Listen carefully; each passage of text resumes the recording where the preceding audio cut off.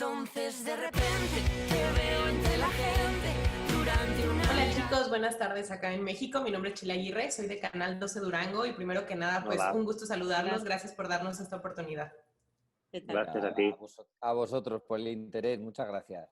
Pablo, qué gusto que ya te conectaste. Buen día. Sí, ya me he conectado, ya me perdonaréis todos. Sí. Perfecto, chicos. Bueno, a mí me gustaría No, que me no me platicaran... perdonéis. Ok. A mí me gustaría que me platicaran sobre esta parte de, bueno, sabemos que todo el proceso para crear un disco es bastante amplio, ¿no?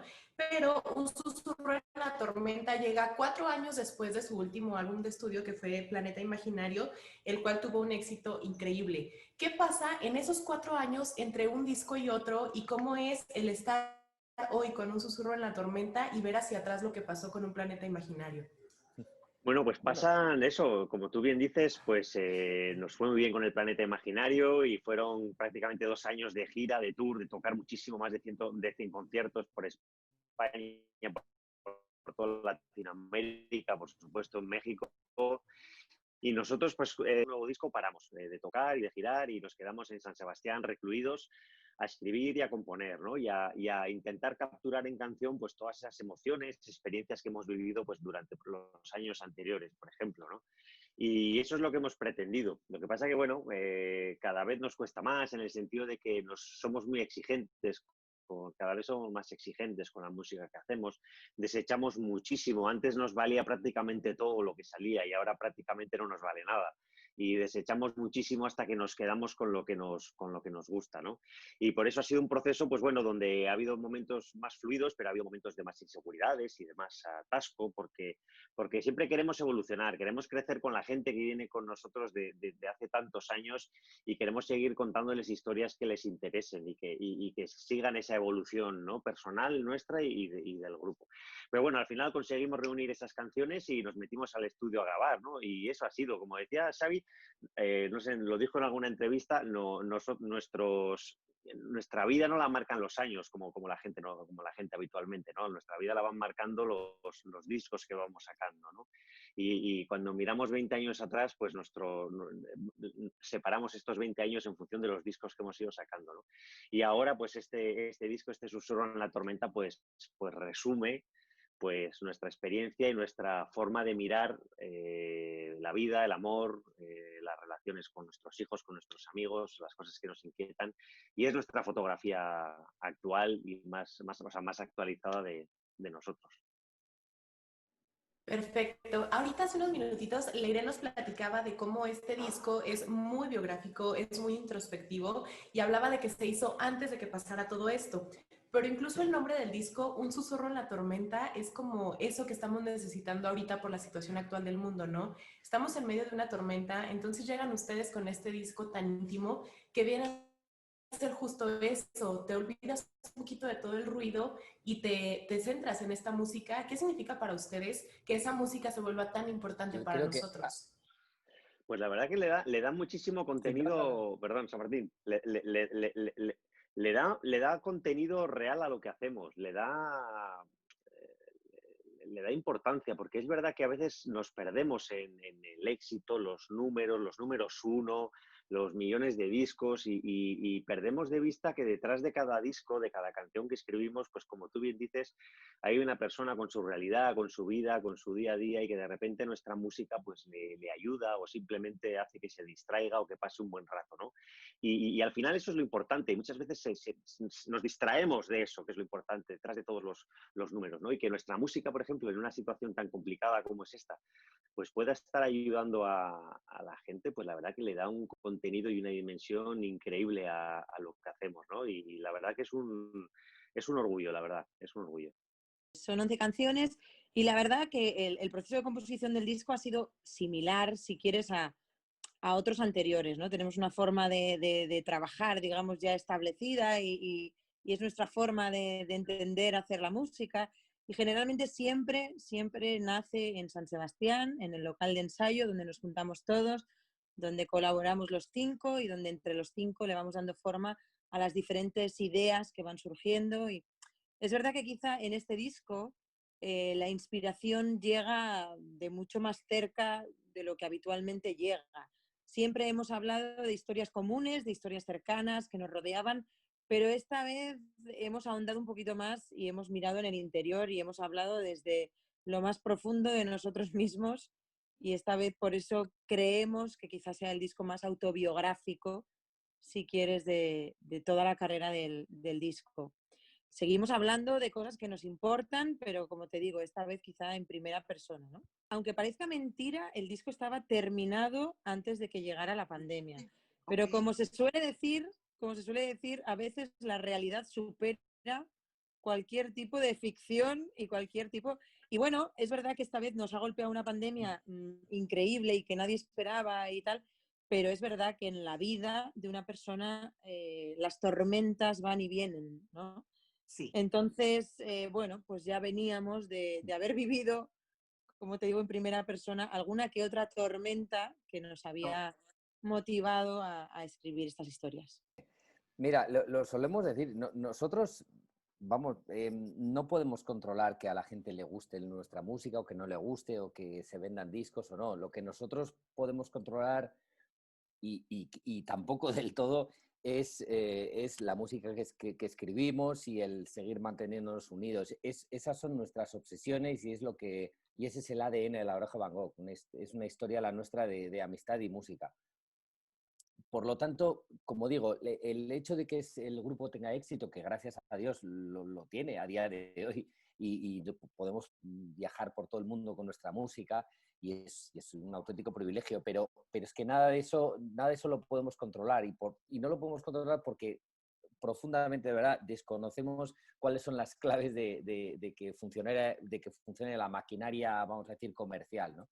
Yo creo que además nadie tiene esas claves. De hecho, las discográficas que tienen a su disposición grandes presupuestos y un montón de, y los mejores estrategas, ni siquiera ellos conocen qué es lo que va a tener éxito y lo que no va a tener éxito, ¿no? De hecho, la mayoría de las cosas por las que apuestan pues no tienen éxito estadísticamente. O sea, fíjate, hasta ese punto. O sea que, como digo, yo creo que absolutamente nadie sabe cuándo algo va a funcionar comercialmente, y por lo tanto es algo que a nosotros pues realmente ya no nos quita el sueño porque es que está fuera de nuestro control. Nuestras obsesiones, como digo, son puramente artísticas, y eso es lo que sí que podemos cuidar e intentamos hacerlo.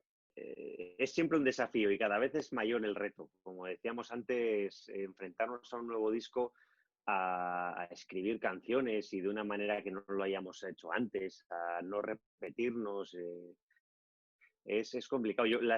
Hay muchísimas canciones, sobre todo esas que no llegan a entrar en un disco, que son el mayor espejo, que nos retratan, ¿no? Porque hay muchas veces están en qué cosas nos repetimos, en qué cosas estamos pues no sabiendo leer, en qué cosas...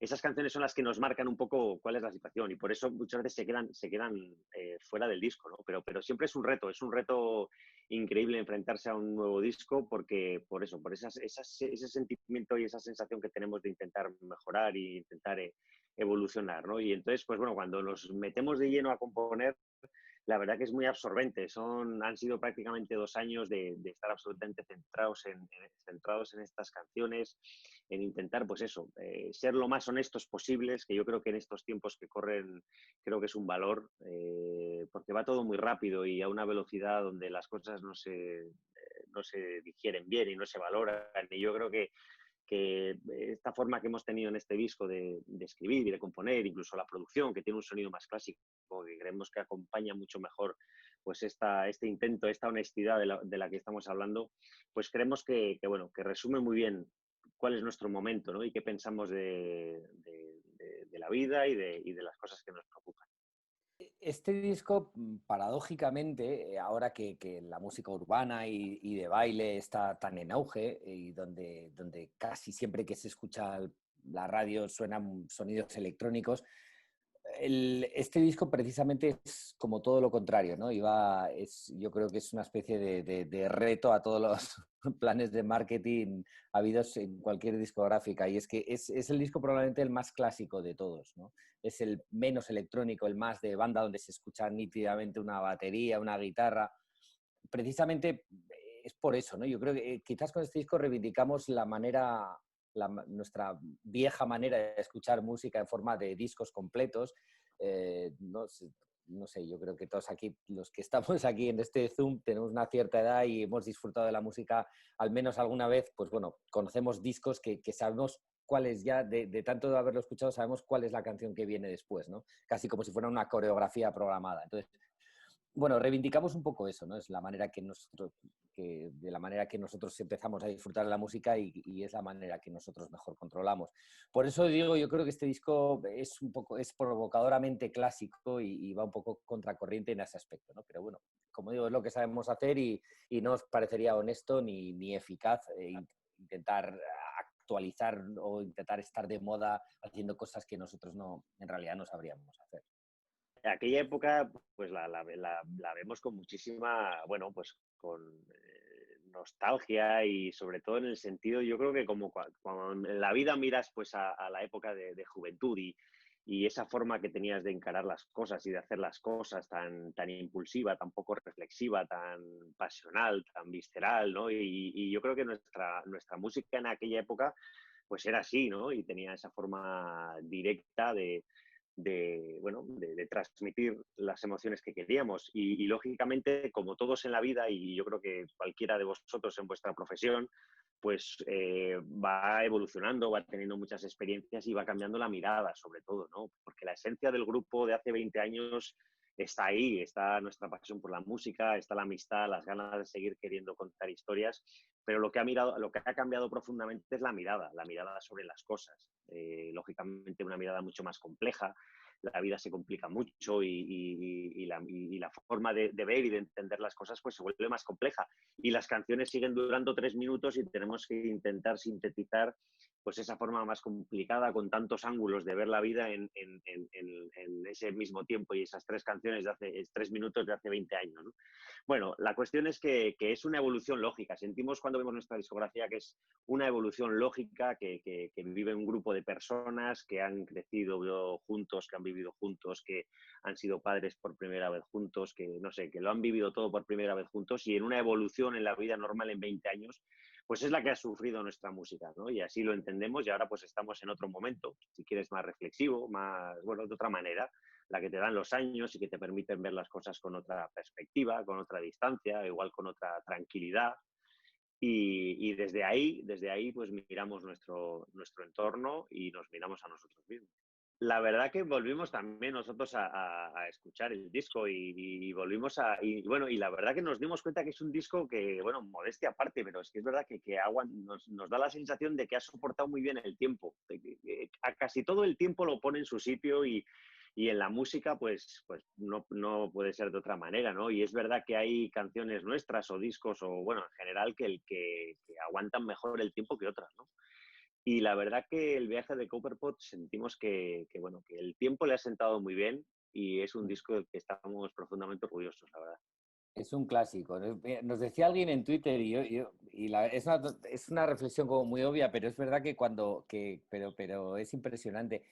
Nos preguntaba, oye, ¿cómo es uno al menos en España y bueno, y también en México, ¿no? Pero es uno de los discos más representativos de una época, ¿no? Y nos decía, joder, ¿cómo se siente haber participado en un disco que es eso, uno de los discos más icónicos de una época? Y decíamos, joder, es realmente impresionante, ¿no? O sea, claro, es un disco que es casi como una institución aquí en España y pues bueno, a ver, claro, nosotros somos los que lo hicimos, entonces es como realmente cuesta identificarse con todas las cosas buenas que se dicen en el disco, no sé, cuesta acordarse de que es cosa nuestra, ¿no? Es como, no sé, es como fuimos los que nos inventamos el chiste famoso, ¿sabes? Es como, no sé, yo qué sé, da impresión y como dice Pablo, mucho orgullo.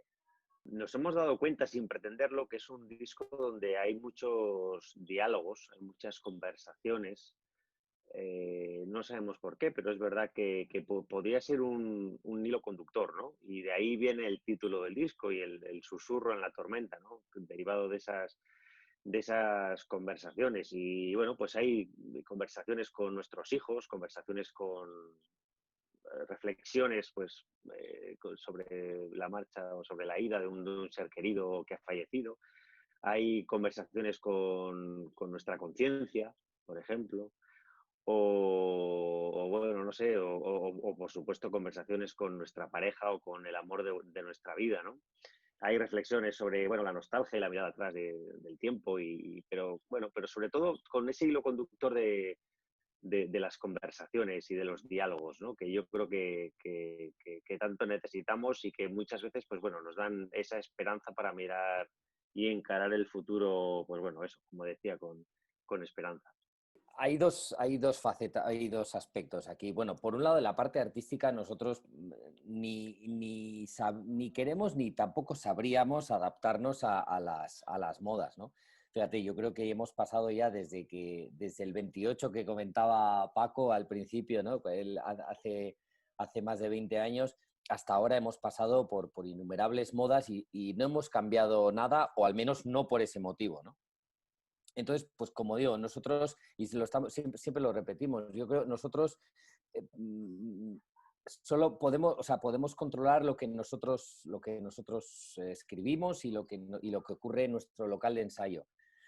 Pero eso, como digo, eso es impermeable a lo que ocurra en el resto del mundo, ¿no? Por eso habrá veces que vendamos millones de discos y habrá veces que vendamos muy poquitos, pero lo que nosotros vamos a hacer va a ser siempre lo que nosotros decidamos, un poco al margen de las modas, pero insisto, no es por cabezonería, es porque es que no sabríamos hacerlo de otra manera, ¿no?